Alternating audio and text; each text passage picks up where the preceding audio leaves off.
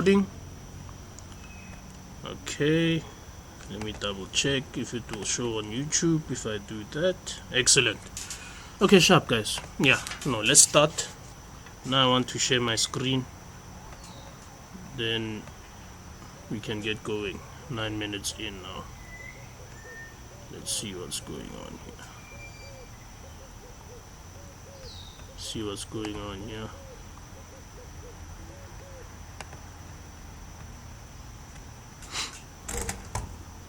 Network is a bit slow, but we'll operate anyways. We'll operate. Okay, so yeah, you guys won't be able to see me anymore now because I'm sharing my screen. So yeah guys, can someone please unmute themselves and tell me if they can see this English home language grade 12 thing, because now I'm not on the settings of the meeting anymore. We're recording now, so I can't see the thumbs up now. But can someone just unmute just to let me know if they can see the screen here? Yes, okay, cool guys. Okay, cool. Yeah, let's start today's lesson. So yeah guys, welcome to the sorry, is anyone asking a question there? Okay, cool, I'll take that as a no. Yeah guys, so yeah, welcome to today's English home language grade 12 session 1. We'll be tackling paper 1 today. I'm Dumi. You don't have to call me sir guy, like I'm not that old guys, you know the vibes. So yeah, we're tackling paper 1, and to the online viewers, this was recorded on the 30th of March 2025. So yeah, today's focus points guys, quick intro about myself. I'm Dumi. Live in Pretoria, born in Pretoria, matriculated in 2022, got about 4 distinctions, level 6 in Afrikaans first additional language, and level 7 I think for English home language.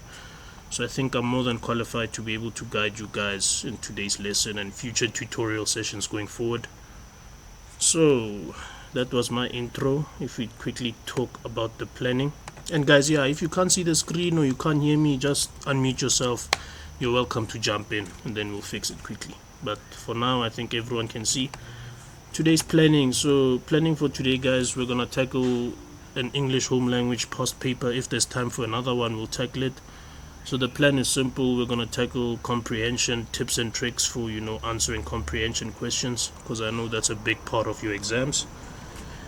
And then we're gonna also try and tackle the summary. So tips and tricks to tackle the summary. This is our first session today guys, so don't stress, ungasabi, ungawari. We're gonna push. And then next week's session, this time, then we'll be tackling the last portion of paper 1, which will be your language, your advertisements, your cartoons, just also tips and tricks on how to tackle those, and we'll be doing it in practical sense as well. So I hope everyone is fine so far. No one has any questions, but yeah, that's today's planning. And the same with Afrikaans coming this Tuesday. This Tuesday, we already touched on comprehension. So next week in Afrikaans, we're touching quickly on summary, tips on how to answer opsomming, and then we're gonna go on to language as well for Afrikaans. Please note that guys, next week is our last free week together, but more will be said about that on the group. So if things seem a little bit shaky, ungawari guys, ungasabi, we're here for you. It's only March, we're going into April. So remember the end goal ke final exams guys. I'm sure le apply le nyako tsena di UJ, le nyako tsena di VETSI, di UCT. So from April till your final exams is a long time. So don't look at these lessons and think that's all we're gonna do. No, for now we're just keeping it brief. All the tutors are keeping it brief, trying to address your concerns. But trust me, once we start onboarding paying members, then yeah, things will start to get serious. We'll have private groups, for example, physics group, Afrikaans group. But for now, since it's free lessons, we keep everything in one group. So I just felt I needed to share that. Maria, just read the group messages and stuff. Yeah. Main focus point, like I said, we're gonna tackle past papers, section A, comprehension and summary. And yeah guys, lastly, please note, seeing as this is a 2-hour slot, there will be a break in between at around 7 o'clock. We'll take a 5-minute break. Meeting will kick us out, then I'll send a new link on the group, then la join hape, it's a break, then we continue. Sharp? Is everyone sharp? If you guys can give me thumbs up, then we can continue. I hope you're sharp, guys. Let's go out. Me, I don't mind questions. I'm here for all of you guys, so let's operate, guys. Let's operate. Okay, sharp. So we're gonna start with the first. This is a PDF that I created myself, just to guide us when we do our work today. So since I said we'll be starting with comprehension, so now I'm gonna give you steps on how to answer comprehension questions in English home language, whether it's your term 2 exams, guys, or the prelim, or what do you call it, or final exams. These are the steps, and I'll send this on the group, so don't worry about it. I sent the Afrikaans one, I'll also send this one, and then next week the lessons as well, I'll plan them similar and I'll send it on the group. So yeah, these are the steps we'll be using. So yeah, you guys know in English it's a race against time. You have to write so many things. Paper 2, unfortunately I won't be able to do free tutoring classes on paper 2 because that one is a bit specific. Let's different poems and so on. So yeah, that one will be specialized. But yeah, in comprehension, first step, you have to read your title and your heading. Remember, guys, if you have a question, unmute yourself, ask me. You don't have to raise your hand. And yeah, let's come pizza say I'm not that old, I'm 21, so yeah, but like I said, the distinctions, they speak for themselves, and we're gonna work very hard as Dripanomics to make sure you get those distinctions as well. So yeah, first step, read the title, the heading of the comprehension story. So more, you're just basically trying to understand what the text is all about. So you read the title or the heading and you try to understand what the text is about. Then your next step is to read the first paragraph. First paragraph fela. So I know my teacher, hey, read the thing 3 times, linali 10 minutes reading time. Guys, you guys saw how long those articles are for English home language and Afrikaans. So if you're gonna read it 3 times, you're gonna lose Boma 15 minutes. We saw Tomo answer the question. So it's up to you. You can practice these steps that I'm giving you now. Don't worry, guys. We're going to operate. So yeah, the next step, read the first paragraph carefully. Why the first paragraph? It offer the hints, the notes about what the rest of the text is about. Then your next step, skim the whole text now. Skim. Yes. How's it? We can't see your screen. You can't see my screen? Yes. Is it all of you who can't see my screen, or just some people? I can see your screen. I can see. Yeah. I also can't see the screen. Okay, let me. I can see. Okay. I can see. So for those who can't see the screen, if you are using a phone, just try and see where it says I'm presenting or to me is presenting. I can't see. You can't see that. Okay. It's showing that you're presenting, but then the screen is not showing. Okay, press where it says I'm presenting. Let me also quickly try solve it now. Yeah, just press there where it says I'm presenting. Maybe it can show the screen. Or just exit and come back. Yeah, or just exit and come back. Because I'm glad it's not everyone who can't see the screen. But let me try see. Let me try see what's going on. But yeah, in the meantime, guys, yeah, just try exit, join the meeting again. Don't worry, it's a public one, so get out and enter as you feel like it. Then hopefully it won't. But otherwise, get a recorder, guys, and the recording, I make sure it's recording sharp, so it will be on YouTube and you'll be able to see the screen. But yeah, zamang, guys. In the meantime, how's it? Sorry. Even after exiting, we can't see the screen. The same. I just joined again. I can't see. Okay, just still the same. Okay, let me join with my phone, and let's see if I can see the screen quickly.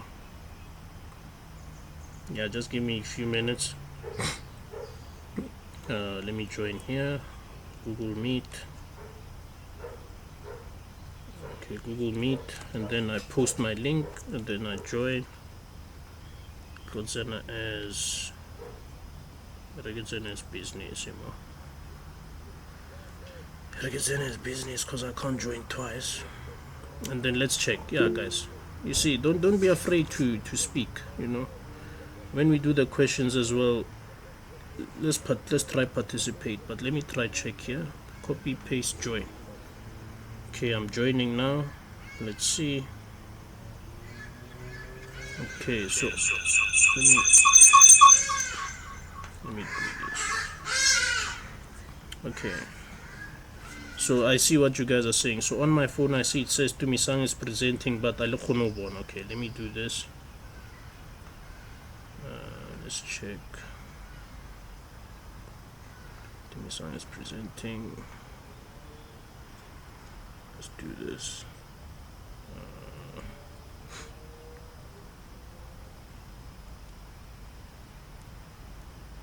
Okay, so I think what I'm gonna do now, guys, I'm just gonna stop the screen sharing and then I'm gonna start it again. Let's see if that doesn't change. Otherwise we're gonna have to continue then, because it's just a small hiccup. I'm not sure. Let me say stop sharing. Okay, stop presenting. Okay, and then I'm gonna share again, guys. So share screen again, stop presenting that one, and then share this one. And then now, can you guys just unmute yourselves now and let me know if you can see my screen now? That will really help. Otherwise we'll have to continue. Who can see my screen? Still the same. Okay, let's do this. I can't see. Okay, let's do We this. can't see. Still the same. We can't see anything.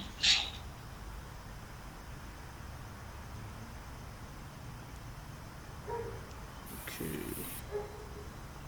So is it everyone who can see, or some people can see? Because even me now, I'm not sure how I'm gonna solve it. Yes, you can see. None of you guys can see. We can see. Now everybody can see this. We can't see. Okay. Still can't see. Okay, let me You can do see this, it. guys. Don't worry. Let's try fix it. Let's try fix it here quickly. Stop sharing. Okay, stop presenting.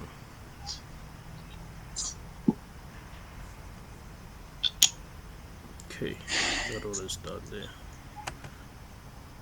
Yeah, guys, just a technical issue. Sorry about that. We're gonna fix it now. Then we can continue. Let's do this. Stop screen sharing. Okay, let me do it like this then. Let me say this one. Share window.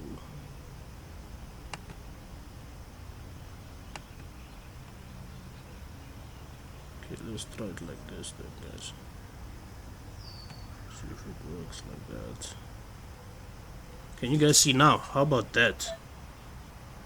Yes. Yeah. Is it Yes, we can see. Is it much better now? Much better. Yes. Okay, Yes, we can cool. see now. See, thanks guys. Thanks for letting me know. It's solved. And it's also recording on YouTube, so they'll just edit that part out. Okay then, let's continue. I'm glad you guys can see. Yeah, sharp. So good. So where was I? Yeah, steps on how to answer comprehension question, guys. We went through the first step and why we do it. Read the title and heading. We went through the second step. Read the first paragraph carefully. Now we're going through, you're gonna skim through the whole text or the passage. So skimming, guys, you're not really reading it. You're just like, why sense affair? You go sentence by sentence just to understand the story. So some people will say you are reading, but technically you are reading fast, just to see what the story is about. Maybe note some quick keywords that you see, and then the next step on how to do that, you will now read the last paragraph carefully. So I want to you started your story title. You read your title, you read your first paragraph carefully. Now you skim the whole text from the first paragraph, and then your last step will be now to read the last paragraph carefully. Once you finish the 3 steps, this should take you about 5 to 10 minutes or so.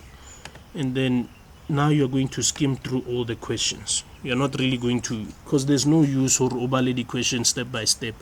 But you're not going to answer them all at once, because life doesn't want in a hurry, step by step. So that's why you're just going to skim through all the questions. Now, after you've done these 5 steps, and you can see I've made them in bold, now you can read through the text once carefully with the intention to answer your questions after this. So skimming, guys, it shouldn't take a long time. I'll skim an article. Like today, even since it's a 2-hour slot, we're really not gonna read the whole article. We're just gonna skim through it. I'm gonna give you guys a moment to boom 5 minutes so you guys can read it yourselves. Then Rotoma got the question, because reading it takes time. Even like this week, Afrikaans, it's a renako to read through the article. But Afrikaans, unfortunately, I had to read it with you guys, because Afrikaans is not the best language for everyone. But English is English. So now that you've read through the text one more time carefully, you can start answering the questions carefully, making sure that you are focusing on the keywords. Osawara, as your tutor, I've created a keyword bank, question bank for you guys. I'm gonna go through it now. So now you start answering the questions carefully, making sure you are also focusing on the keywords of each question. And then last step, focus on the mark allocation. So if it's a 1-mark question, don't write 6 sentences, because the teacher is just gonna read the first sentence and then she's not gonna mark the rest. So is everyone fine with the steps? Can I get the thumbs up? And then we continue to the question bank, then we can start with the past paper. Okay, cool guys. I love the engagement. Okay, I love it. Okay, let's go to now the question bank. And then Rotomaka past paper, guys. Rotomaka past paper. Kanako, got time. Okay, sharp. Now, Kolefa, don't worry, I'll send this on the group, guys. Alright, this document that I created. So now we're going to go through a brief comprehension word bank for the keywords. It's just for brief reference. When we start having private tutoring groups and sessions where you pay monthly, now I'll start going deep into it. Lady poems, you guys will be able to send your poems to the group, and I'll be able to give each one an individualized answer. But now, since we are so many of us on that group, even on the meeting, we'll have to push brief words that you see in every single exam. Okay, sharp. So I have 5 question keywords that you'll find here. So question might say explain this and that in the story. What this means, basically, you must give reasons why, and this must usually be in your own words. So abare explaining, you actually give the reason why something in the article happened, and it must usually be in your own words. So don't copy and paste. Let's try not to copy and paste from the comprehension text. All right, is everyone still fine? Balana my notes, guys. Balana my notes. It's late, man. It's April. Okay. And then the next one is account for. So account for basically means give reasons, but now you must give reasons why it happened, and now you can start using the passage or the text. So now you don't really have to use your own words, because now they want you to account for what you are reading in the text. So you give reasons why something happened, and this is usually using the passage to support your answer.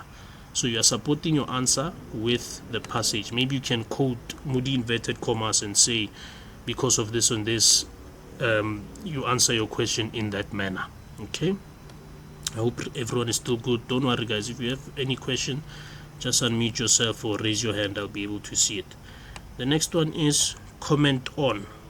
Comment on, basically, this means you must analyze, and it usually involves the unpacking of a concept. It can be, example, comment on the tone of the writer in this text, or comment on the mood in this sentence. So this, it will be 3 marks, 4 marks, this type of question. But don't let the marks scare you, guys. Step by step, we're gonna make it happen. So if I can give you a tip, and I hope you're taking notes, on comment on, it could be a 3-mark question. They want to see how you answer your question in order. So first of all, you're gonna give a comment. So it's your own opinion. You're gonna comment on the tone. That's the first step. That's your first mark. Then your second mark, you're going to prove. Let's say you'll find a word that says, no, it's been a dark and gloomy day today. That supports that possibly that the tone is negative in this text.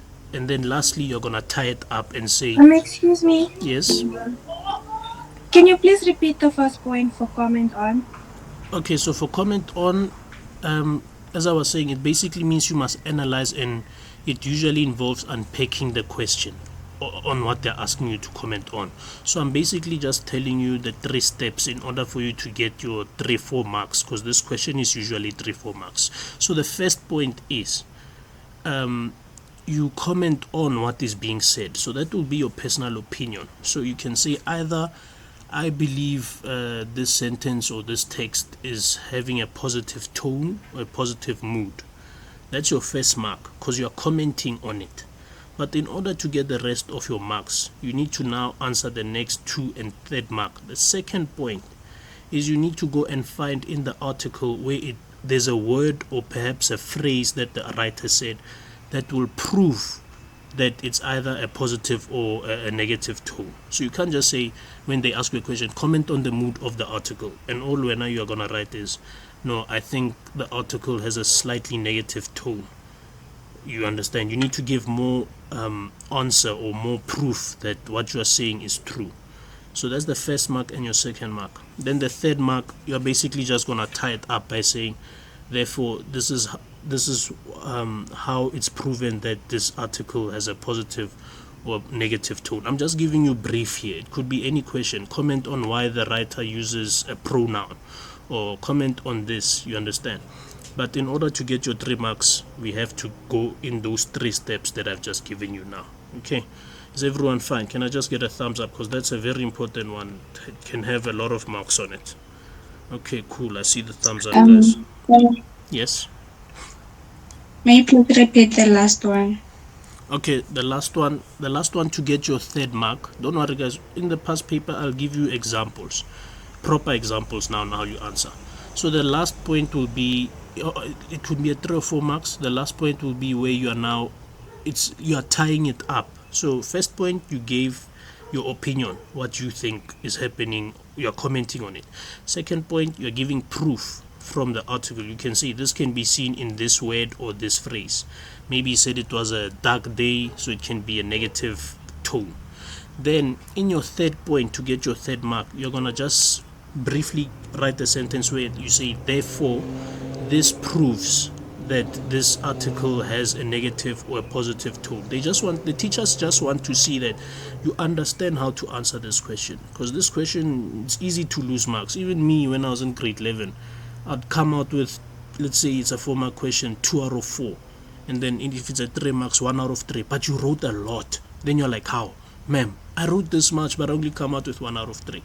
You understand, guys? So you need to follow those steps in order to get your full 3 marks. But we're going to practice it now with the past paper, don't worry. And then the last 2 keywords, guys, is discuss or critically discuss. This is similar to comment on, but it expects you to evaluate an idea in the text. So this one, you must try your best not to put any personal opinions. Try and answer your question using evidence from the text. So don't say I think or I feel in this one, because it's a discussion now. So if it's a discussion, you don't want to be biased like Khalwang. You don't want to say I believe this, because then it's not a discussion anymore. It's what you think. That's why there's a question for that in your personal opinions. Comment on. You understand? How's it? Yeah? Is it a question? Sir, please repeat the discuss critically point. Okay, so the discuss critically point, I'm just basically saying that it's similar to the one we talked about now, but it expects you to evaluate the idea in the text. So what I'm trying to say is, you must try your best not to use your personal opinions when you answer this type of question. That's, for example, they say critically discuss the type of language used in the article. You can't say now, because maybe you don't like how do I say it, wrong language now, because you say it's wrong, you can't speak like that to people. You must just try and assess it, critically discuss it, and say you understand that the writer has said it in this way, but it could have then said it in this way. So you are discussing both points. You are discussing the positive and the negative. You're not just gonna say because he wrote it in this manner it's negative. Remember what we said above here on comment on. This one, yes, you can say either positive or negative, but you prove it. But with this one, there's no need to prove. Here you're just having a discussion where you answer both questions. So guys, this document is just for guidelines. You'll see in the past paper when we answer the question now, some of the questions now, you'll see what the teachers are actually looking for, and over all our coming tutoring sessions you'll start to get used to it. You understand? So yeah, that was the discuss and critically discuss, and then the last keyword is assess. So when they say assess this type of language in the article, so here it's this keyword expects you to evaluate the effectiveness of an aspect or technique. So now I'm going to explain this simply.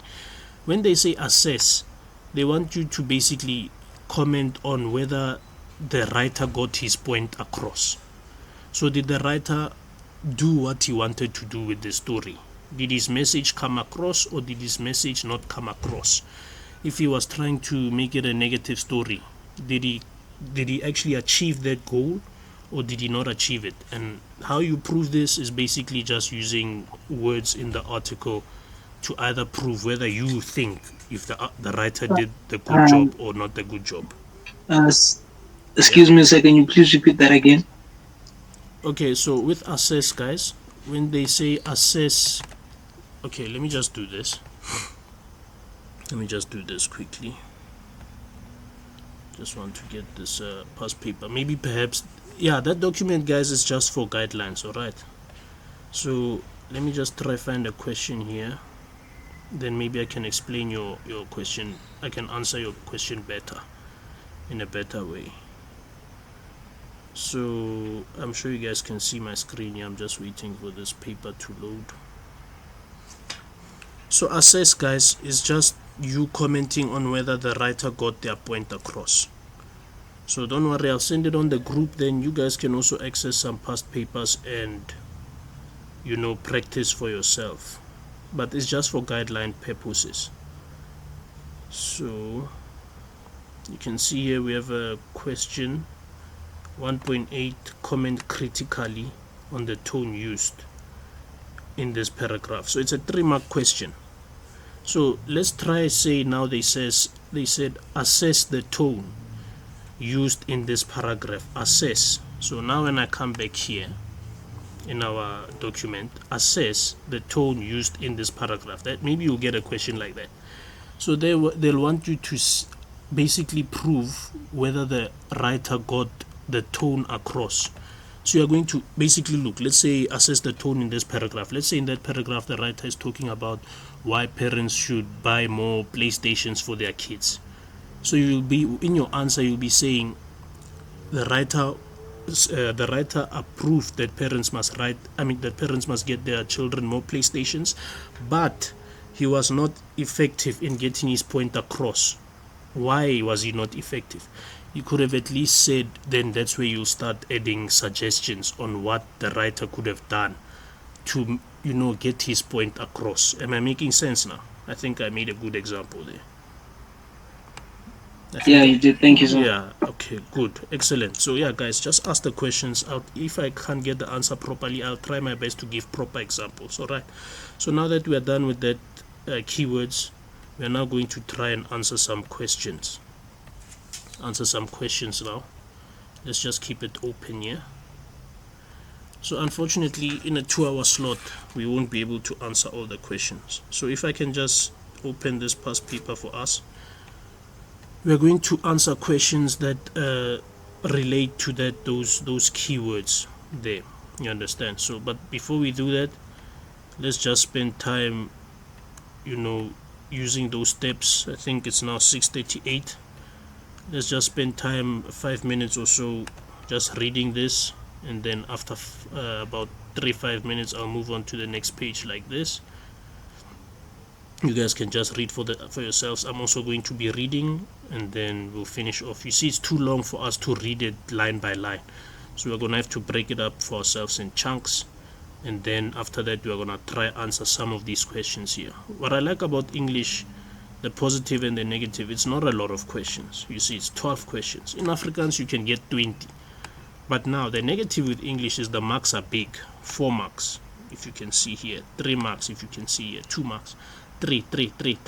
So it's easy to lose marks, but in Afrikaans it's easy to gain if you just write simple sentences. Alright, so yeah guys, let's start here with the first 5 paragraphs and the title. Just spend a few minutes just skimming through it. I'm also going to be doing the same, and then hopefully by 6:45 we should all be done reading this article, and then we can start answering the questions. So yeah, just spend time. I'm sure you can all see the screen. I think we solved that problem. And also those online, let's just read here, and then we're gonna try practice these questions. All right, so I'm gonna give us about 3 minutes or 5 minutes to read these paragraphs sharp. Okay.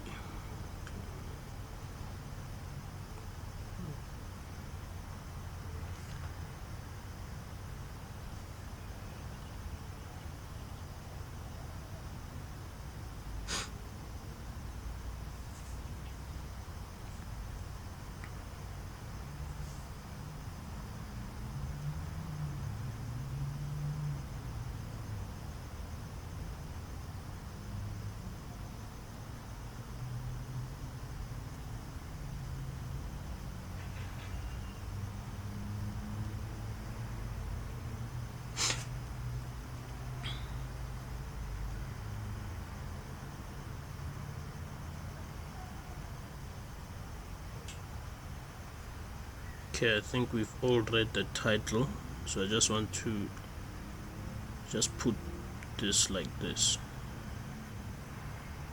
Yeah, so you guys can continue reading there. I'm also reading, that's why I feel like we've all read the title, and I'll move bit by bit. So now we are just skimming to get an understanding of the story, but in an exam you're going to try and follow the steps that I said in that document.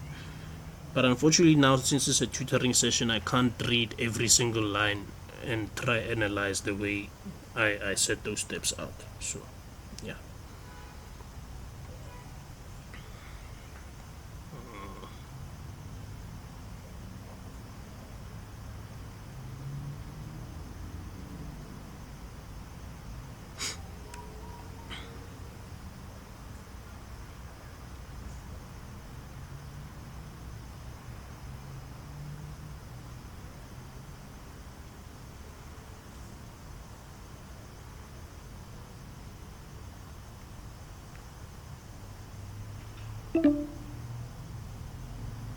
Okay, I think I can move on to the next now.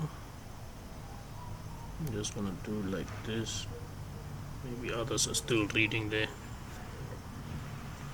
And then at 6:43 I'll just move to the next page. Okay. And if I'm moving too fast, guys, just stop me. If I'm moving too fast, just stop me. Don't be scared to stop me. I'm glad that you guys ask questions if you don't understand. Then I can try and explain.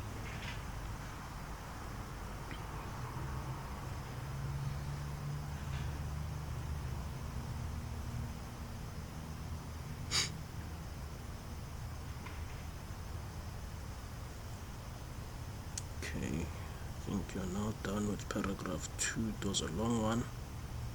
3 as well, and 4. Let's try squeeze 7 in like this. Yeah, I think if we can squeeze like this, we can continue reading. 6 and 7.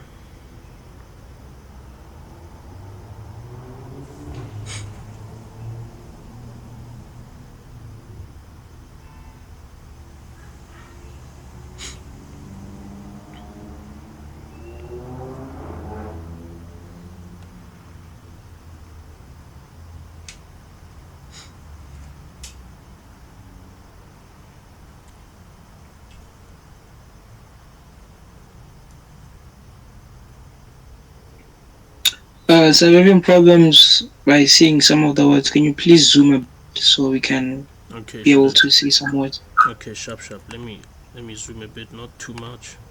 Is this better? Or should I just go more? Zoom a bit. Like this?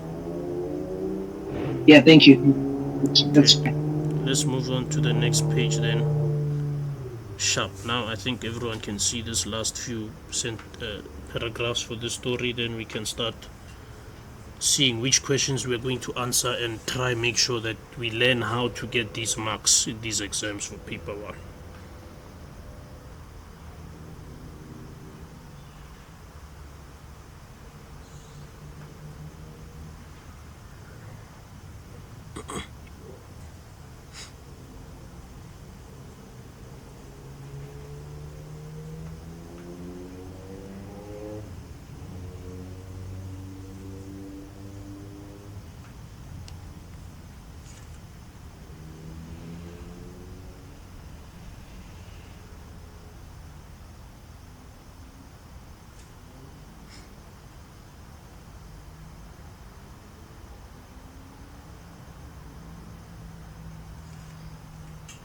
I hope we're all reading, guys.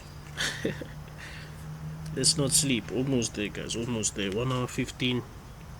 We should be done with this. Some of these questions by around 20 past 7. Then we can complete the last plan of ours, which is how to do a summary. Okay. So, yeah.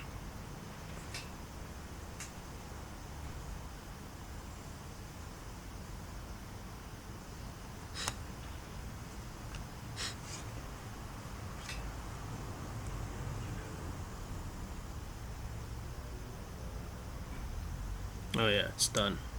So yeah, if you've made it to 12, let's just give people 1 more minute or so, and then I think they would have had an idea of what this article is about.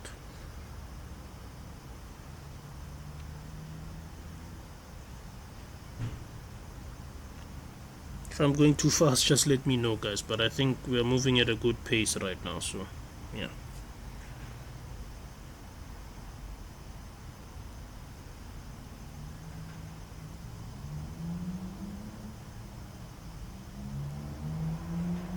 Okay.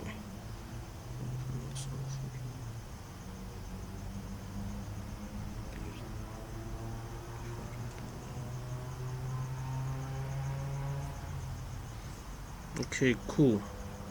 Is everyone done? I think everyone should be done now, or at least coming to an end. Just give me a thumbs up if you're coming or you're done there. Okay, cool, guys. I think now you have an idea of what this article is about. I'm sure you skimmed through it, but in an exam, in your reading time, just make sure you follow all the steps in the document that I'll be sending on the group here. And then I'm just going to give you a hint here. This text now, this cartoon, it goes in with that article that you have just read, so it's basically the same thing. Just spend a few minutes just seeing all the frames and how things have changed over the years. Then we can start answering some questions. And now this is where I'm gonna need some participation, guys. So far I've carried, I've assisted, Kevin De Bruyne style. Now you guys are gonna have to tap in the goals now. You're gonna have to tap in the goals. But I'm sure you guys can do it. We'll do it together. So if I'm gonna explain this frame here quickly, this whole thing, because I'm sure you guys can summarize the article above for yourself, but it's just showing you that back in the old days, generations were disciplined differently. You can see the mother telling the child, go to your room, and in the room there was nothing, it was pure punishment, and the child would learn a lesson from it. But today, the mom tells you go to your room, and you're actually happy that you want to go to your room. You go to your room and you find games or books. It's a nice time to relax there. It's a nice time to relax. So yeah, that's just showing you how the generations have changed over the years. So yeah, I think now let's try and see what questions we will answer. So we are going to go through it together. Some of these questions are basic, so we won't really answer them. So I think we can try and do 1.1 because I'll have to explain these things. these things here. So make sure when I explain you have a pen and a paper ready. 1.2, give 2 different points that the writer makes about the generation gap. So this one, we're not going to do it because you literally take it from the article. It gives you where you can find it in paragraph 1, and it tells you how many points they need. So that one, I'll also post this past paper in the group, guys, don't worry. So if the questions that we don't do, you can practice them online as well. Yeah, we'll make a plan and put them in the description box. 1.3, suggest why the writer uses the personal pronoun I. See, there's a good one now. It's a good one. Suggest why. So we can do 1.3. So we'll do 1.1, 1.3. No longer is there a natural exodus of the oldest generation as a new generation enters the workforce. So this is a line they take from the text, and then now they ask, how does the above quotation reinforce? You see? So it's basically similar to assess. Now they want you to prove how this sentence reinforces the writer's view of the composition of the workforce. So we can do 1.1, 1.3, and 1.4. 1.5 I don't think, because it says it gives you a sentence and the lines where to find it. Then they basically just say provide evidence from paragraph 5 which supports this view. So if I was to give you a tip here, this class is recorded, so if you forget it, then we can practice again. So here when they say provide evidence, basically you're just going to try and find words that prove that this sentence is true. It can be a word, it can be a phrase in the paragraph, but you can have chance also in your free time. If you answer it, just send me a message on WhatsApp. I'll be able to let you know if it was correct or incorrect and give you tips on how to write it better. But 1.5 will not be doing, because the evidence is there. They won't say provide evidence, guys, and then you have to search for it as if you don't know how to answer this question. You understand? So it will be there. It's an English exam. You just quote it or put it in your own words and answer that one. Okay, 1.6, refer to. So let me just write it down what we're doing so that we can also move according to time. So we're doing 1.1, 1.3, 1.4. Okay, cool. 1.5 and 1.2 is a no, because those are basic ones. If it's not basic for you guys, just send me a message. I'll be able to assist. I don't mind. Okay, refer to paragraph 7. Suggest why the older. See, there's a lot of these suggest why. So I think if you can tackle them today, you guys would have learned a lot in this lesson. Suggest why the older generation views job security differently from the younger generation. I think we can do one more of those suggest why. Any other suggest why we will not be doing from this point forward in this exam. In other sessions we will be practicing more of them. 1.7, there's a simple solution for bridging this by referring to paragraphs 9 and 10. Here's a keyword we did at the start of this lesson. Explain how the writer supports the above statement. By referring to paragraphs 9 and 10, explain how the writer supports this above statement. I think we can do that one because it's part of the keywords that we studied at the beginning in that document. 1.8, they give you a sentence, then they say comment critically on the tone used in this paragraph. And I think that will be the last question that we'll be doing for this comprehension before moving to the summary. Comment critically. It's basically a mixture of comment on and critically discuss. So you see, if I didn't give you those keywords, this comment critically, it would be really difficult to try and step by step get these 3 marks that they are looking for. So comment critically, comment on, and basically discuss it on the tone used in this paragraph. We'll do it together, guys, and you guys can also try. 1.9, like I said, we won't be doing the rest because now it's in your view. It's a personal response. You understand? In your view is the last paragraph, an effective conclusion to the article. So guys, take notes when you do it or practicing it yourself. Remember what I said to get the full 3 marks of these type of questions. In your view, you answer it. In your view, what do you think? Your personal opinion, and The second point will be to prove your opinion. Why is the last paragraph an effective conclusion to the article or not? So if you said it's not, you need to go and take proof from the article to prove why you are saying it. And then remember what I said, then your last step for the 3 marks is just to tie it up. You can just write a brief sentence by saying, therefore, the above evidence or the above sentence prove that this last paragraph was effective or not. You understand?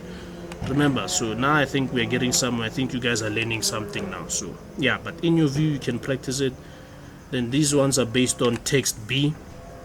The cartoon, it's all personal opinion. You see, cartoons, people view cartoons and frames differently, so it's not a one answer fits all. So now it suggests why the cartoonist does not change the general appearance of the two characters. That's a good question, actually. So if we quickly go back to the text B, can anyone just try and tell me now? I think that's a good question that you can easily answer by just trying to give your own opinion. Why doesn't the writer change the clothes or the appearance of the people in these frames all this time? Is there anyone who wants to quickly just, let's see how many marks it is. Don't worry, there's no pressure, guys. It's a 2-mark question, so whatever you think, just answer why you. Let's read the question, then people can try.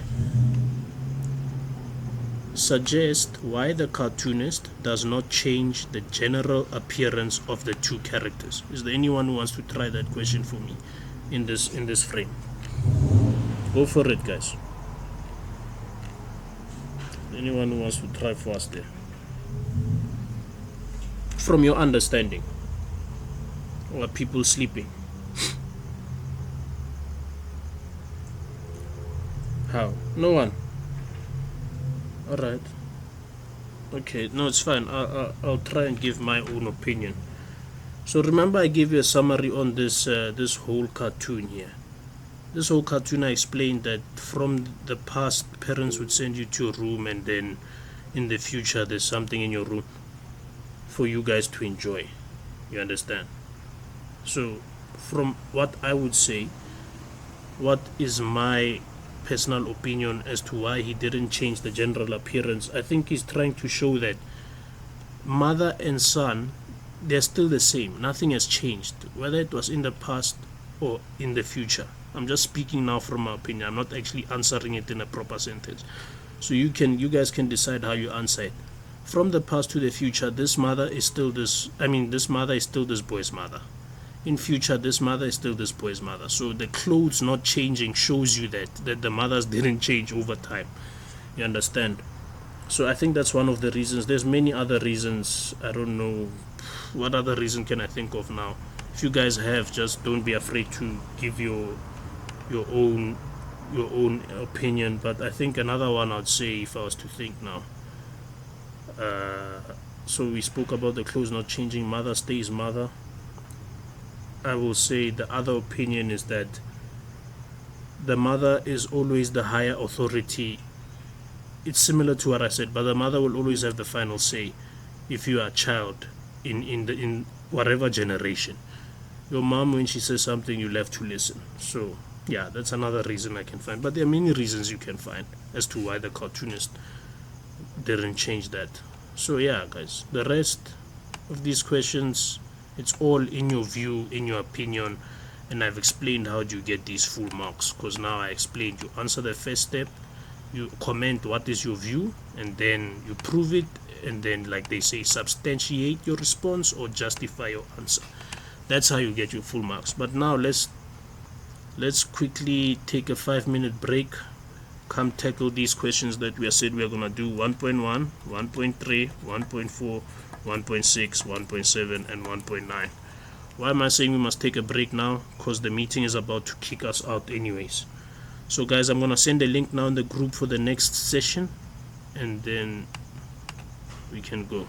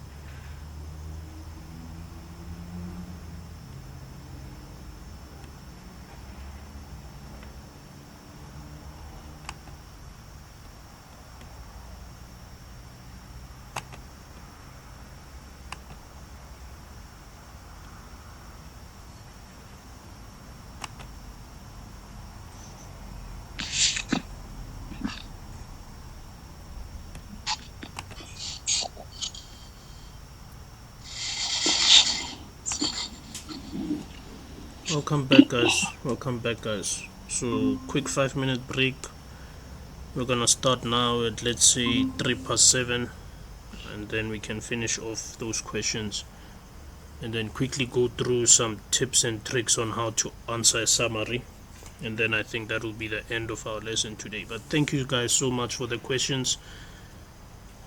I really appreciate the questions. If you don't understand, guys, just ask questions. But yeah, 3 past, we're gonna start and continue with the lesson. So quick 2-minute break, grab some water, juice or something, then we can finish off. I hope you guys are learning something though. Don't be afraid to just send me a WhatsApp where we can improve, because we will be taking paying members at some point, so the feedback is important. But like I said, this company has been doing well in the university space. I'm sure you guys know that university is not pap and fleece, but they're managing to get university students to get distinctions in university. So now we are trying and help matric students get distinctions. So don't be afraid to pop me a WhatsApp or pop us a WhatsApp on the group, how we are doing, the feedback. It's really gonna help us improve in future. But yeah guys, just 1 more minute, just breathe, then we're gonna answer those questions and finish off the rest of this meeting. Okay,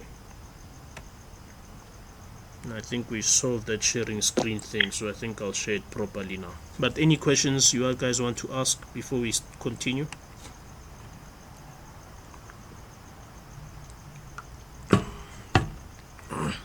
Me? Yes, I'm listening.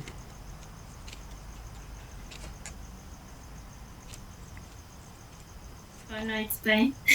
Oh, it's fine. You don't have a question? Okay, cool. No problem. But yeah, guys, if you're scared to ask questions now, you can pop me a WhatsApp. I'm on the grade 12 group. Then I'll be able to answer you there as well. But I think now we can continue with the lesson. With the questions we said we're gonna answer. So I'm gonna share my screen now. Share screen.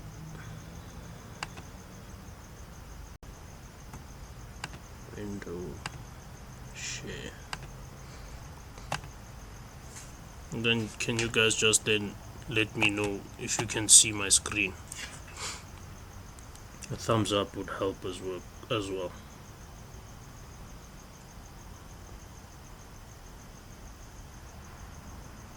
Okay, cool. Okay, yeah guys, 1.1. Let's start answering the questions we said we'll answer. So 1.1 asks us, choose the most suitable answer. In paragraph 1, the writer uses, is it A, an anticlimax, B, an extended metaphor, C, a hyperbole, or D, an antithesis?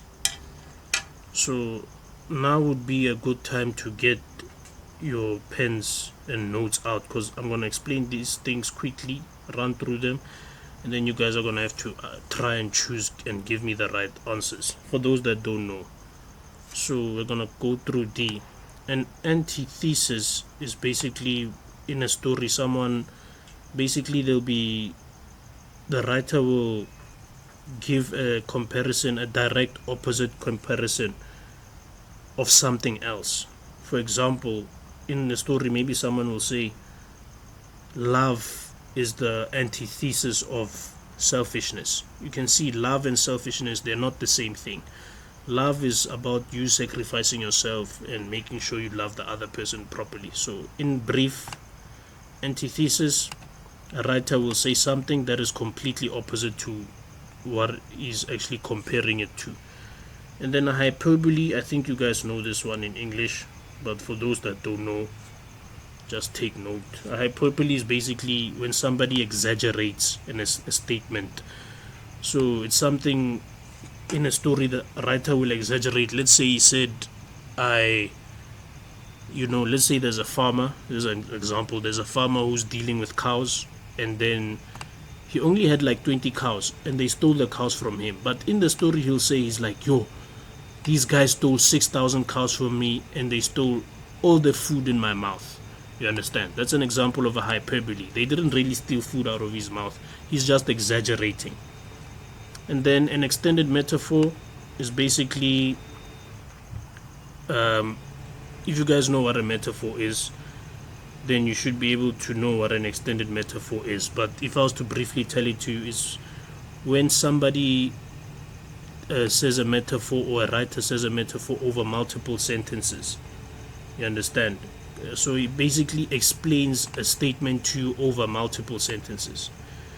And then an anticlimax, I'll help you. One of the options is not anticlimax. So it's one of these three options. I've explained them. Now let's go and find the right answer. In paragraph 1, what does the writer use? An extended metaphor, a hyperbole, or an antithesis? And I'm actually going to need someone to just try and read this paragraph and just try for us what the answer could be. Let's see, guys, let's see. We're here to learn, so don't worry if it's wrong. Just extended metaphor. 100%. So it is an extended metaphor because he actually elaborates. This whole paragraph is elaborating on what the story is going to be about.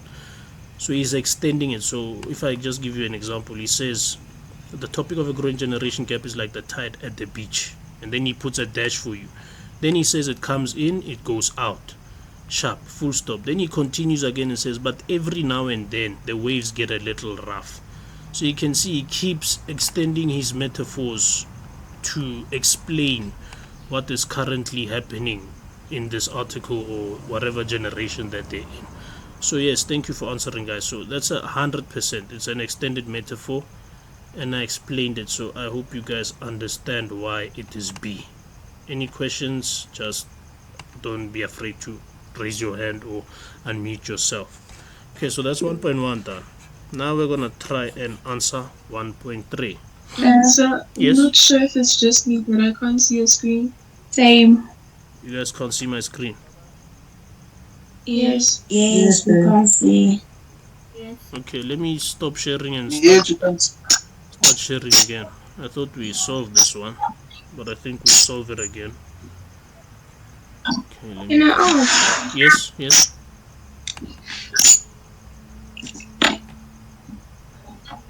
It's like anti-crisis, like a sarcasm. Yeah, you can call it a sarcasm because they're deliberately saying something that is opposite to something else. Yeah, I agree with you. It can be sarcasm. Okay. Yeah.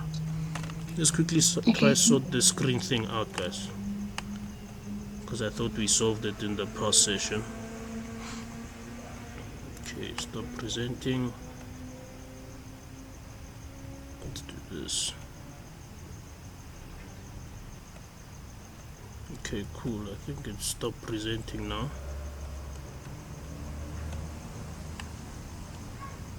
And then now I'm gonna try share my screen again, guys. So let's do this. Present, window, this one, and share screen. So can someone then just unmute themselves and let me know if they can see the screen? Yes, I can see. We can. Yes, you can. Much better. So yeah, at least now if you can't see, we know how to solve it. Okay, sharp. Let's move on to the next question, guys. So 1.3 is the one we said we'll answer now. Suggest why the writer uses the personal pronoun I throughout the passage. It's a 2-mark question. So this one really shouldn't be that difficult because it gives you a clue as to why someone would use I. So is there anyone who wants to suggest why the writer keeps using the personal pronoun I throughout the passage? And I think the key word here is personal in order for you to get your answer. So is there anyone who can try answer for us that 2-mark question, why the writer uses I? Yes, sir. Yes, go for it. I said he uses I to show that he is speaking in first person view, 100%. and the pronoun I shows that he is referring to himself. Yeah, 100%. You will get your marks there because normally when people say I, it's basically they're trying to show that it's sort of personal to them. It's not research, you understand. There's some experiences in it, and also they're trying to have a conversation with the reader. So 100% your answers are right as to why someone will use the personal pronoun. And then I think I have the memo here. I haven't used the memo, just so you guys can be confident that you will get your answers there, because it looks like you guys understand your English work quite good. What question was that? Let me try hide this, because I'm not using the memo, guys. The distinctions came by themselves. So here's 1.3. Here the marks they're looking for. It says he uses it to establish a conversational tone. So it's basically what you said. He uses it I to basically relate it to himself. So I'm just giving you more examples on how you could answer a question. And then here they say it is a subjective account of the generation gap. So it's not really based on facts. It's based on his personal experiences and what he has seen in the past and over the generations.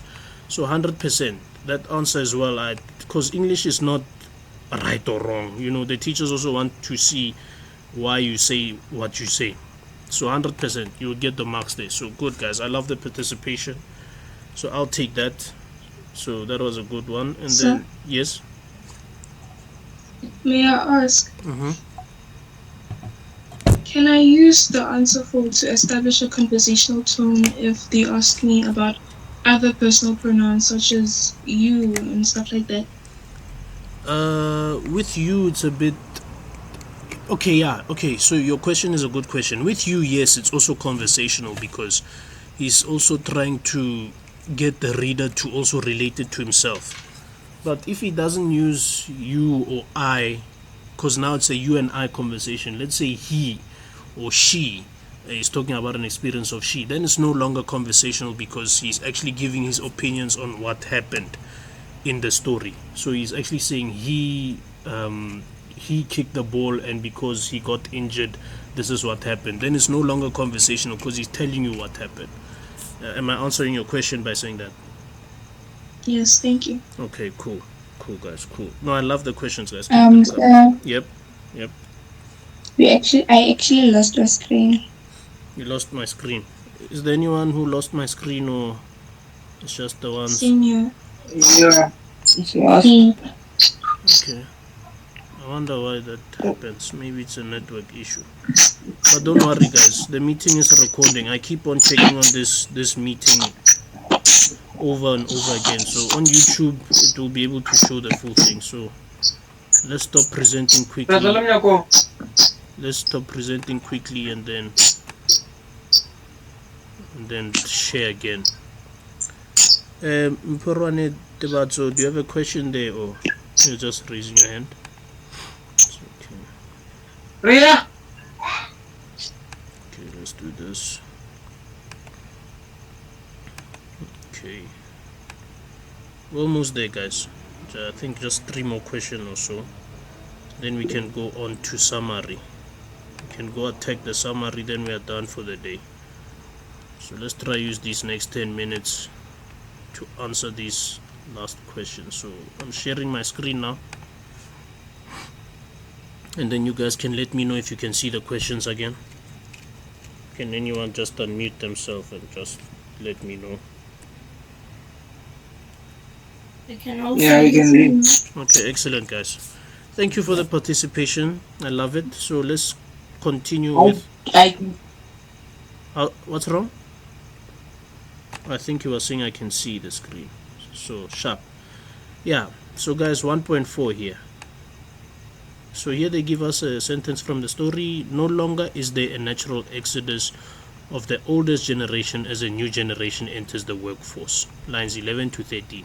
How does the above quotation reinforce the writer's view of the composition of the workforce?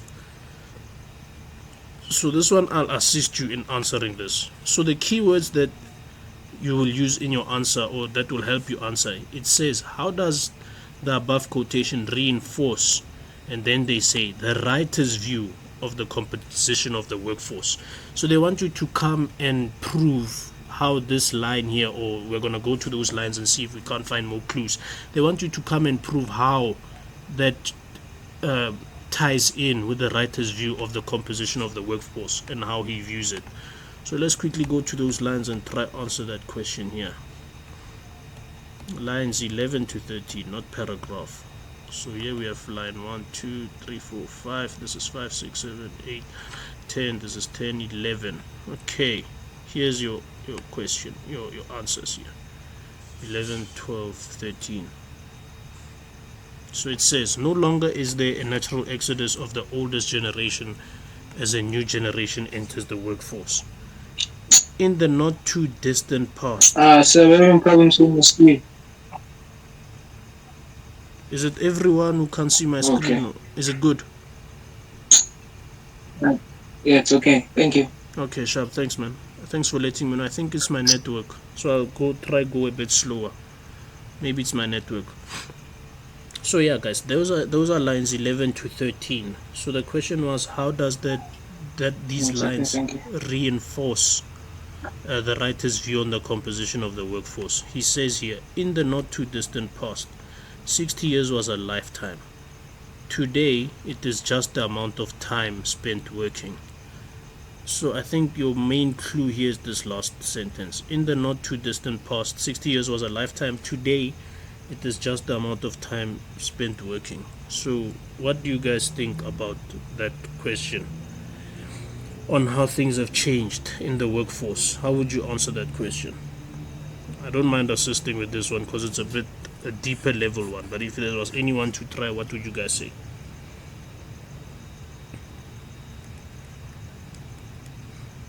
No one. Okay, so okay. Yep. I think it means that it shows that now there's more older people, meaning that now I feel like, I'm not sure if this topic is talking about how there's limited job security nowadays, because now older generations are not leaving anymore, so their positions are filled by them, so now there's no like new people coming to fill those positions. 100%. I was also about to just help you guys like that. That's 100%. I think that answer, you would just have to try and word it into a sentence, but now that we're having a conversation like that, that's the answer I think they'll be looking for, because when he says 60 years was a lifetime, he's trying to say in the past people were actually not retiring at 60, 65. Today it is just the amount of time spent working. So just to elaborate on what you said, that these positions are filled by people who are older than 60 because they just want to keep working. So it's just showing us that there's been a change to the amount of time that people spend working and the amount of time that people retire over the past 60 years or so, or in the past, that he says, in the not too distant past. So are you guys happy with the answer of that question, or does anyone not understand? We can also go to the memo. Can you please repeat that? Please repeat the answers. So the question was 1.4. They gave us a line here, lines 11 to 13. No longer is there a natural exodus of the oldest generation as a new generation enters the workforce. Now it says, how does the above quotation reinforce the writer's view of the composition of the workforce? So first you'll have to find out how the writer views the workforce, and we find it here. Quickly, we find it here. Here's your lines. You find it here. So the writer here says, in the not too distant past, 60 years was a lifetime. Today it is just the amount of time spent working. So you will have to give your personal opinion on how the writer views the workforce in the past and how he views it now. And then to get the rest of your marks, you just have to have a conversation or discuss that in the past, people would retire at specific ages, they wouldn't work for long, but now, 60 years is not the retire limit anymore. You find people in jobs in their 70s. You understand? So that's how you would try and link this question. Did you get that? While I'm going to the memo here. Yes, sir. Thank you. Yes, sir. Okay, cool, guys. How's it? Is that a question there? Yes. Okay. Let's check. What question was that? Would it be okay to refer to the struggle of financial freedom? Yeah, it would be okay. I agree, but it would be okay to refer at the end. So I think it would first be okay to answer the question first, and then tie in your financial freedom standpoint at the end, because I think I hear what you are trying to say, because that does influence why people retire later and earlier. I agree with you, but just tie it at the end. Is that good? Yes, sir. Okay, cool. So here's the answer for 1.4, guys.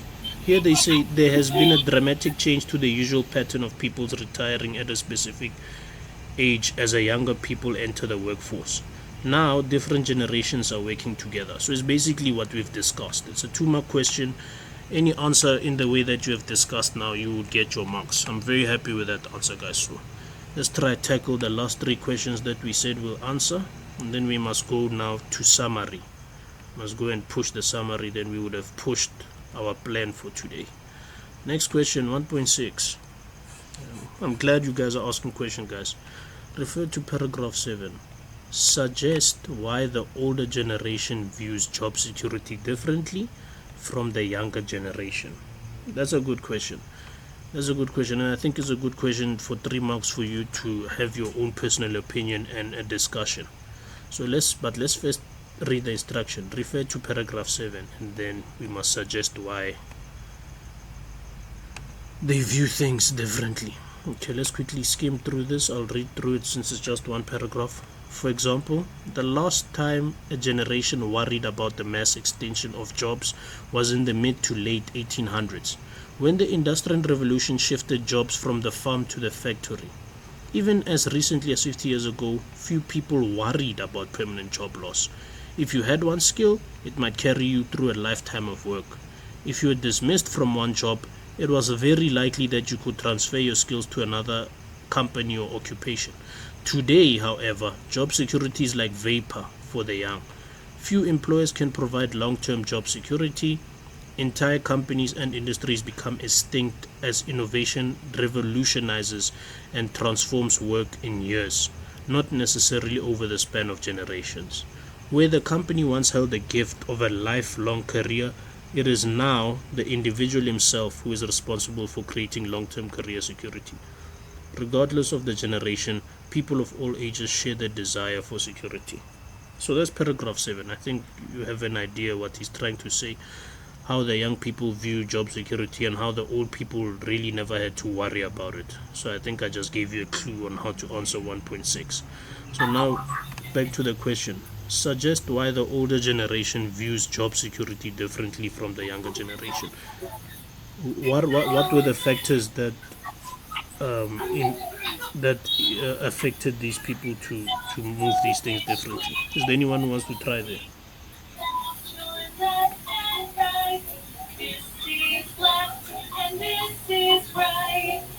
Can you guys just mute yourself there? Who's that? Okay, cool, he did. Thanks. Or she. Okay, so this question, guys, what they're looking for is just to save some time. The factors that are influencing the answer to this question is that in the past, old people didn't really have to worry about job security because they usually had one skill and they could monetize it. You understand? So how would you prove that? You'll say what I just said now, and then you open inverted commas and prove it by saying open inverted commas and just put the sentences. For example, the last time a generation worried about the mass extinction of jobs was in the mid to late 1800s. Then you got a few marks there because you suggested why it proves his point and you've given proof. You understand? I think, yeah, 1.6. You've suggested why the older generation views job security differently and you've given proof. Now you'll have to put the other side. Why does the younger generation view it differently from the older generation? The younger people now is that they have to learn more skills. You can't just rely on one degree, you understand, or one skill, because the world technology has come into play and things are different now, you understand. So you'll be giving your own opinion and then try to come and find proof in the story again why you are saying that. So you can just read here. Then now I would use this. Open inverted commas, few employers can provide long-term job security. And that would tie into your own opinion of technology or whatever is influencing that culture in the workplace today.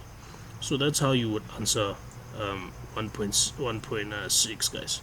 Is everyone happy with that answer and how we got to it? Yes, sir. Thank you. Okay, good guys. I think we're doing good today. I love it. So 2 more questions, then we are gonna move swiftly over to summary. Don't worry, guys. I'll send this past paper in the group, and if you struggle or anything, we can move forward. But then next week we'll be attacking language. We won't be doing comprehension and summary. Last 2, second last, 1.7. There's a simple solution for bridging this generational gap. Line 47. By referring to paragraphs 9 and 10, explain how the writer supports the above statement. So this is simple. This is a simple one. Why do I say it's simple? Because they already give you what you need to put in your answer to prove this. There is a simple solution for bridging this generation gap. Now it means that in these paragraphs 9 and 10, we are going to find some solutions that this writer is giving us on how to bridge this gap. And then your job in this exam, on that exam question, will just be how you put it into sentences. You understand? So let's check. They said refer to paragraph 9 and 10. Are you learning? Okay. So yeah, paragraph 9 and 10. So here he says, when speaking and working with clients, I often suggest, you see, there's a first one. You see now. So now it would just be to put this first one into your own words, because they already gave you a clue what they want in your answer. He says, I often suggest that managers and employees complete one or more self-assessments. So in your answer, you would say one of the ways in which he suggested we can bridge the gap is by managers and yes? What's wrong? You have a question? Or you good? No, sir. Okay, no problem. Yeah, guys, so one of the ways you'll just have to say that one of the ways he suggests is that managers and employees must complete one or more self-assessments. That's one of your marks. And then you see, you just find them in the paragraphs like that, and then your last sentence to get your full 3 marks will be the above evidence, or the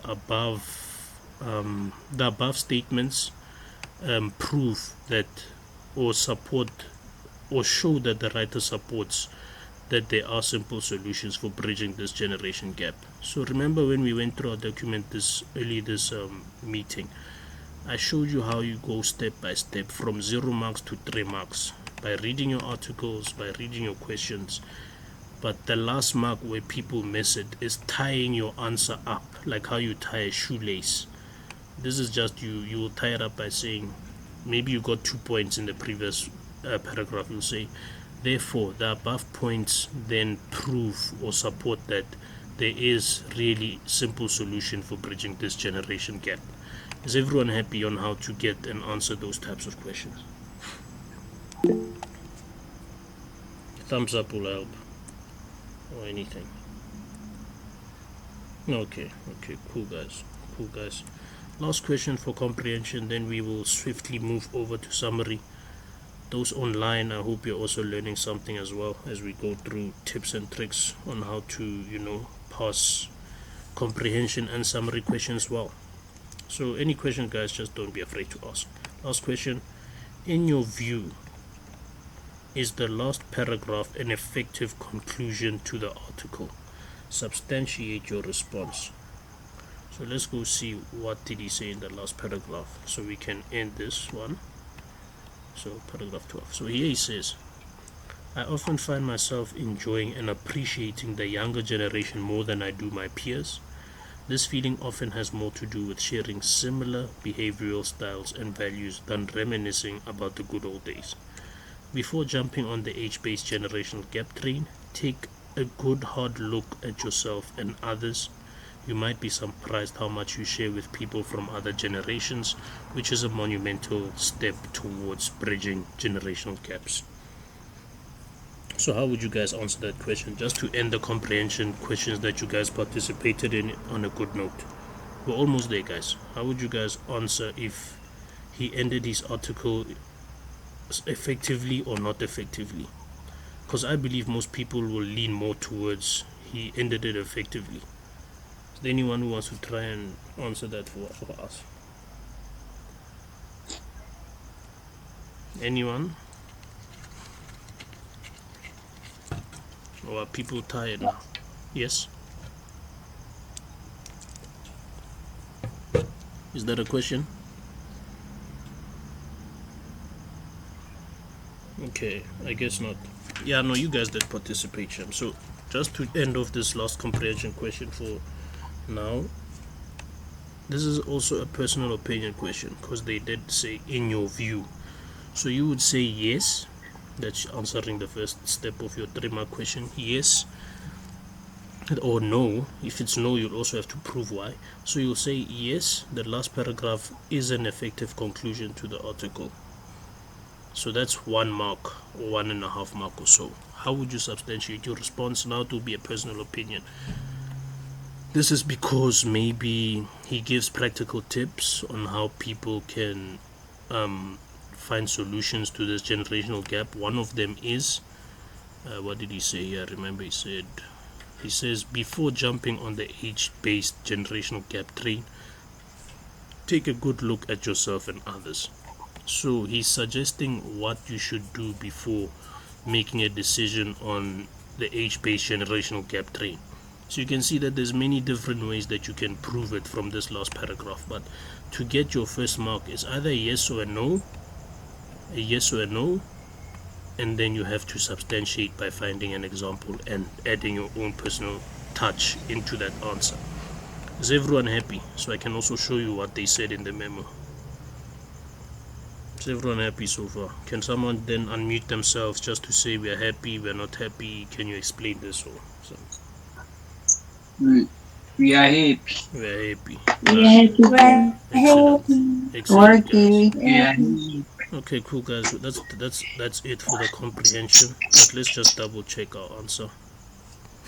So it's either a yes or a no here. Can I ask? Yes, go for it. How many marks are in comprehension? It's about 30 marks, and your exam is out of 70 paper 1, so it's almost half your exam is comprehension. Let's double check here. Could be wrong. Okay. Yeah, that's correct. It's 30 marks.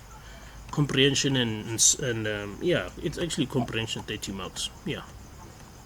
Is that fine? Yeah. Thanks. Yeah, so we had to spend some time on it today. Section A comprehension 30 marks. Yeah, and your exam is 70 marks, so we had to spend some time on how answering these questions can help. So remember when I said 1.9, most people will say yes, then they give you all these reasons here. But if you said no, that will be a minority of people that would have said no, but then the teachers will be looking for a cogent and well-reasoned response. I think they wanted to say cognitant, but I'm not a teacher. But yeah, accept a cognitant and well-reasoned response as to why you are saying no. But if you are saying yes, they will accept any of these reasons here. So that's how you get your full 3 marks, guys. And I think you guys learned a lot with comprehension. Let's quickly go through my tips and tricks for summary, then we can end this meeting. Sir, Yes, what's wrong? before we move on to summary, can I ask something about the last question? Okay, let's go to the last question In quickly. comprehension, the one that Let's go there quickly. Last question 1.12. Yes. yes, it usually asks us to link text A and text B. Mm-hmm. So can you please give us like techniques on how to do that? Because that is the question that I usually struggle with. Oh, okay. Yeah, that's a good question, and it looks like it's a 4-mark question. So, okay, so let's try it now. Thank you for asking that question. Maybe other people will struggle with that one. So here it says, in your opinion, which of the two texts is more effective in communicating the idea of the generation gap?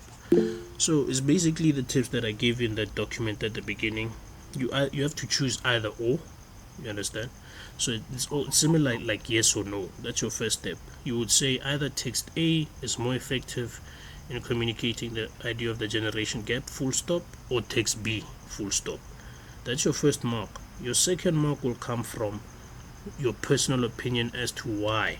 So before you go and prove as to why it's actually effective, they will need your personal opinion. Because here's the question: in your opinion.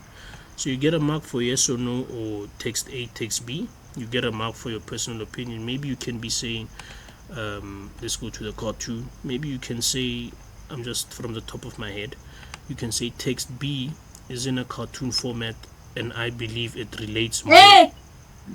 So, sorry guys. I believe it relates, don't forget to mute yourselves.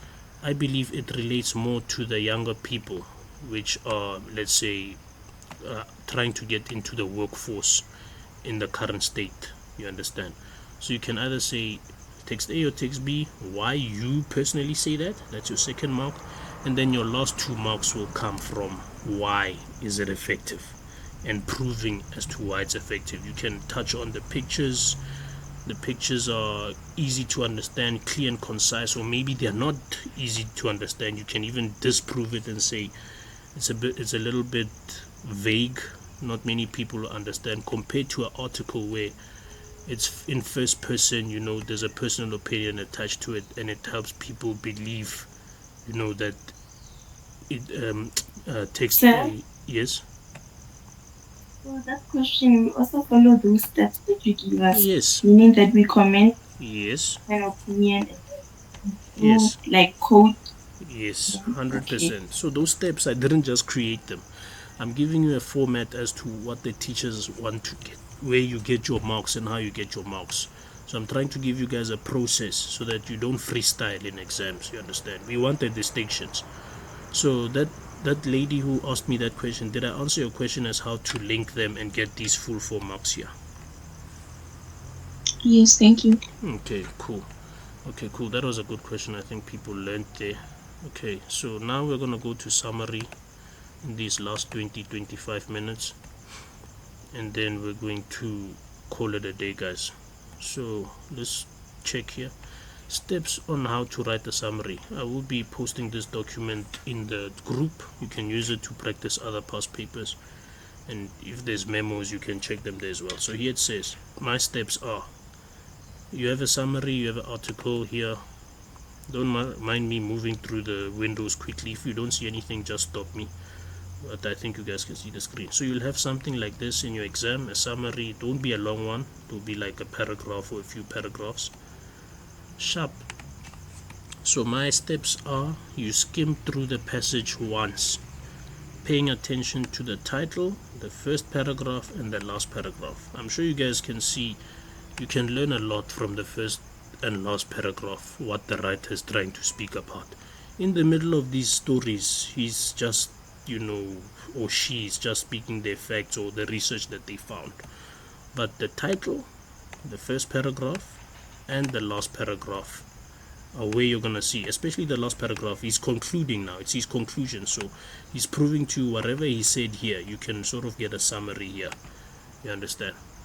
So you can see here quickly, the problem runs far more deeply and is only now being recognized as more and more people succumb to digital burnout. So you have an idea that this article is about people burning out. The title, the effects of digital burnout, you see. So you don't have to read the whole thing the first and spend so much time reading it. So yeah, First step, skim through the passage once, paying attention to the title, first paragraph and last paragraph. Second one, read through all the instructions thoroughly. That's very important, guys. Sometimes they might say you must write bullet points or you mustn't use bullet points. Here are your instructions. Your summary should include 7 points and not exceed 90 words. You must write a fluent paragraph using your own words. That's very important. You are not required to include a title for the summary. You see here, this is important because in my sheet I said write the title at the top of your planning page. So whether you will write the title on your actual final summary, it depends on your instructions, and that's why it's already here on my second step. So these steps are in order. So if the instruction says don't write the title, you don't write the title. You don't come and listen to me here and write the title on the final. On planning it's fine, but your instructions are very important. Okay, cool. Next step, read through the passage now a second time. So since it's a summary, you have time now to read through it, but if it's a comprehension, you lose a lot of time reading through something 3, 4, 5 times from start to finish. So read through the passage a second time now, circling keywords that are going to help you or that you can use in answering your summary. So one thing about a summary, we are not really going to touch into it. We're just going to practice these steps, what you guys can see on how you can answer a summary. But summary, I like it because it's not right or wrong, because you're using your own words. People can view things differently, but as long as you follow these steps, you'll be able to get as close as possible to the high marks that you guys are aiming for. Is that fine? Is everyone still with me? Thumbs up or anything will work. So these steps, just use them in the WhatsApp group. They'll be helping us a lot going forward.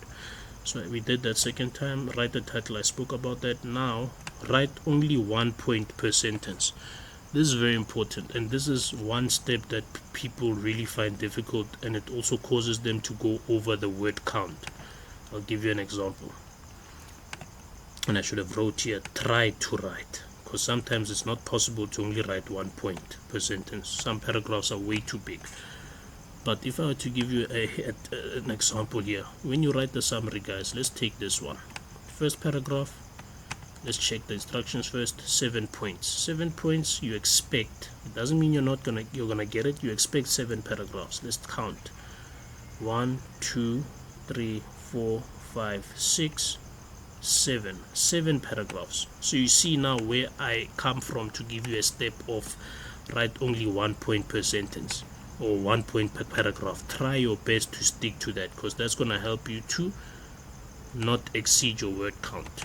But if, for example, you come in these big paragraphs here, I know sometimes it's not possible, guys, but I agree here we're having a tutoring session. I'm giving you tips and tricks on how you can try your best not to, lose marks unnecessarily. Let's take this big paragraph, for example. We live 2 separate lives. Sir. Yes? Sir, I have a question. Okay, I'm listening. So, I don't know if this works for every summary topic, but like my teacher once told me that like in the first paragraph there is no relevant point that you should take from there. I agree. You start looking from the second paragraph. So I agree. So I was gonna get to that, but 100%. Thank you for bringing that up. Okay. So guys, what he's saying is actually very true. So in the first paragraph, that's why I said I should have said you should try to stick to 1 point per paragraph, but I know it's not possible. In the first paragraph, it's usually just the intro. And if you really want to take an important point from the intro, you can just take it and add it in the second paragraph, because it's not going to exceed your word count. So what he's saying is very true, but I wouldn't 100% tell you leave the first paragraph out, because sometimes this paragraph here can help you to find something to start your summary on a good note. So what I always did in the past, I would always find something to start my summary on a good note, like as if I'm introducing the readers to another story, but it's not a story anymore, it's a summary. You understand? So it's the intro to the summary. So I agree, but most of the times you don't need to use it. But if you find something important here, just add it in your first point of this summary. Then, like he said, you can save 1 more point that in big paragraphs, that's what I was going to get to. You'll find paragraphs this big, and unfortunately it's impossible to just find 1 point. There will be 2 or more points. Then at least you would have saved yourself 1 point from the 7 points that they're asking here by not touching this paragraph. Does that make sense to everyone? So I love him raising that. Thumbs up will do, guys. We're almost there. So yeah, and then your last point on doing a summary is on an obvious one. Use your own words as far as possible. So don't try and copy and paste, because the teachers, they mark that wrong immediately. If you're gonna copy and paste from the summary, yeah, it's gonna mark it wrong. But you can copy and paste in a smart way. You can use a word here, use a word here, use a phrase here, use a phrase here, and then add your own words inside. I hope I'm making sense to everyone. And then when we come to the end of our document here, just some important notes. These are not now what did I say, steps. These are steps. You follow them as far as possible you can, and then these are just notes, just to remember, you know, in case you forget. Then maybe you have a lot of time at the end of exam, you did well, you aced it, you got an 80%, and now you just have time to think and review your exam. You can now pay close attention to your word limit, just making sure you count your words, whether you went over 90 words. Let's check if we're still good on the meeting. I heard someone leave there. I hope I didn't. Can everyone still hear me? Okay, cool. Okay, cool. Yes, sir. Okay, cool. Yes, sir. Yeah, let's just finish up here. So yeah, when you just pay attention to your word limit, making sure, usually if I was to give you a tip, you are allowed to go 5 to 10 words above, and 5, in fact I would say 5 below. So you don't want to go anything below 85, because remember, your first target is to reach the word count. If you don't reach it, then that's very wrong. But if you just exceeded by, let's say, 5 to 10, at least you reached it, but you just went over. You understand? So it's just that thing of positive and negative. So at least try reach it, but if you go over, try keep it to 5 to 10 words. But if you don't reach it, try keep it to 5 words or so. Because if you come here with 75 words and they wanted 90, it's not really gonna work in your favor. And then the next step, using your planning, write your final copy of your summary and check for spelling and grammar mistakes, because that's where people lose some marks as well. Another one to remember is use full sentences. And then lastly, this you won't lose a mark for it. This I highly suggest you do. You also won't get a mark for it, but just indicate your word count at the end of the summary, because some teachers in your final exams, they don't have time to count your words. And unfortunately, one thing I realized, and I'm not gonna try and blame people because this is going on YouTube, but there are some teachers out there that, you know, they don't actually read your summary fully. They'll just skim it, and if they see, okay, this looks too short, it might not look too short for when. But for the teacher who's marking your final exam, you don't know who it is. For them, they might say, this is 60 words. Bagaga, you lose marks. You don't know how you lost marks. So just indicating your word count at the end of the summary, at least if they see, this one wrote 50 words, but when I wrote 90, that forces the teacher to then go and prove her own thinking that you wrote 50 words. Then at least you save yourself from teachers that don't really want to, because I mean, they mark a lot of papers in their defense as well. Not that I'm bashing them or anything, it's my own opinion. But yeah, that's what I would suggest, guys. Indicate your word count at the end of the summary, and those are the steps. Unfortunately, summaries are a bit tricky, they're all different, but we can come try here. Let's just come and skim through it, and let's read the instructions again, and then just try and skim through it and see what we can find. Then I think it would be a good session for today. So note, your summary should include 7 points and not exceed 90 words. Okay, cool. You must write a fluent paragraph. You see, fluent, they don't just write fluent for fun. What me and that young man just there spoke about, that's why I wouldn't tell you 100% leave this thing out. There might be something that gives you a nice intro to your summary, making it fluent. Okay, using your own words, I said that. Okay, you are not required.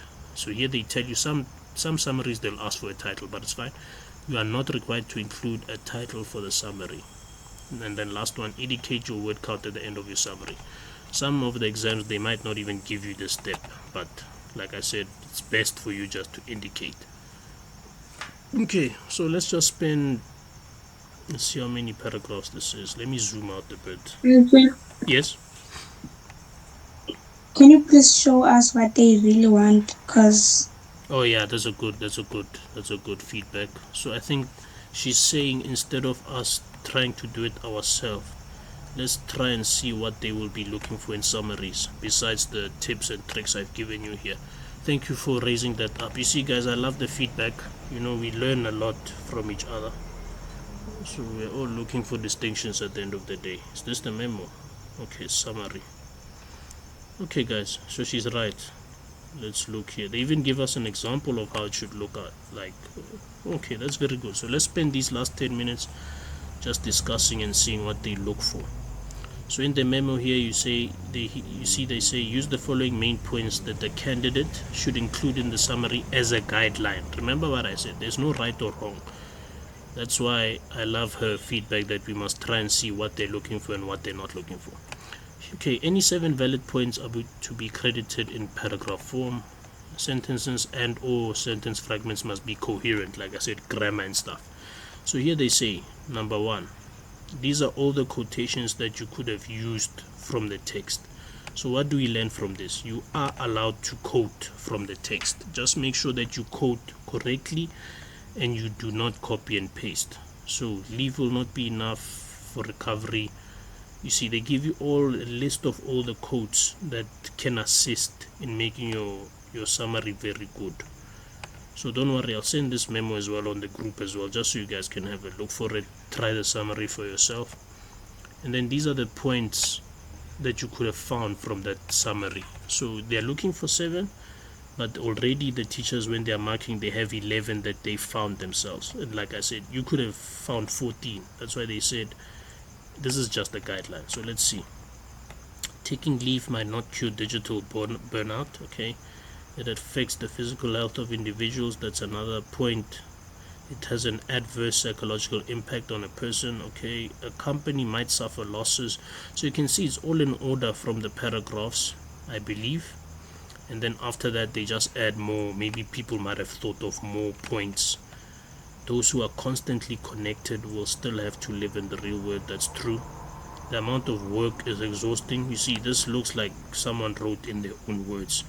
So don't be afraid to write in your own words and don't copy and paste, guys. You're gonna get the marks. It's just 10 marks in the summary as far as I know. And then yeah, these are all the points that they could take. So I can't give you a right or wrong answer. Yes, there's a question. We are looking for 7 points, right? What if those 7 points don't reach like 90 words? Are we allowed to write like 2 points in a sentence? Yeah, so that's what I was just talking about. We spoke about here. That's a good question. So where we said in my document here, you must just try and write only 1 point per sentence. You understand? So it's basically what we see in the memorandum here, what they use to mark your exams. You can see it's 1 point. They don't say let me find you an example. They don't add 0.6 and 7 here. They don't say people have become more distant and we suffer from sleep deprivation. So they try their very best to keep it 1 point per sentence. And then to answer your other question, let's say you don't reach 90. You can see this example they gave us is 89. So even in their memo, they are proving to the teachers who are marking your exams, even if the child doesn't reach 90, doesn't mean they must lose marks. That's why I said at least 5 words before, you can try get 85, and then if you are having a lot of points, you can try keep it to 100 maximum. So 5 to 10 words after. But if you come here with the 81, 78, you're gonna start losing marks because then you didn't try hard to reach that 90 words. Have I answered your questions there? Yes, you did. Okay, cool, guys. So, Okay, yes. what if the amount of points that you wrote, right, they all fit in the paragraph, right, but then they're about like 75 words? Can they penalize me if I managed to fit all the points inside but did not reach 90 words? Yeah, I wrote 75. 75. I think they would penalize you. They wouldn't penalize you on your content. they would basically just penalize you on the fact that you didn't reach 90 words. So perhaps, let's say, if I was to guess, I'd say, remember I said you try go 5 words before, so I'd say minimum you must have is 85. So I would say for every 5 words before 85, you'd lose a mark. So if you come in with 80, you'd lose 1 mark because it's below the minimum. I said it's 85. Then if you come with 75, you'd lose 2 marks. So they just keep deducting per 5 words you're out of it. But they won't necessarily chow marks from you because you fitted the points in such little words. They will still read your summary, but they will deduct marks on the fact that your word count did not reach what they asked for. Does that answer your question? Yes, thank you. Okay, cool, guys. Sir, Yep. sir, Yep. like your word count should reach 90 words. Not it should, but it should try to get close to 90 words as possible. Let's read the instructions again. So they penalize you if your words are less. Yes, because remember, they are the ones who are looking. It's a test, it's an exam at the end of the day. They are trying to see how well can you follow instructions. So let's read that summary again, the points. Your summary should include your summary should include 7 points and not exceed 90 words. So it's just these little things that they do. They put not in big letters, but they put 90 words in bold. So putting this in bold, it emphasizes that try your best to get to 90 words, but this is in big capital letters, so do not try go over 100. Does that answer your question? Just wait, I'll answer you now. Yep. Does that answer that previous lady's question? Yes, I'm just a bit confused because my teacher never said anything about us being penalized if our words don't reach 90. If maybe Same, because they're I'm less. also a bit confused at that. Because I usually get like around 10 or 9 marks at summary, and like my words never ever reach 90. So you say you guys come in with, let's say, 70 words and you still get 9, 10 Yes, marks. yes. Yeah, I guess. Okay. We never knew that You never you knew get that. penalized for that. I think the reason No, why the reason maybe it's in the final yeah, examination only because I've never experienced that. yeah, so it's just that's why we have these tutoring sessions, so just to have discussions like these. So I think, for example, I'm trying to get you guys to understand that I'm trying to exaggerate. I get. So let's say they want you not to exceed 90 words. They want 7 points. Marwe now 40 words.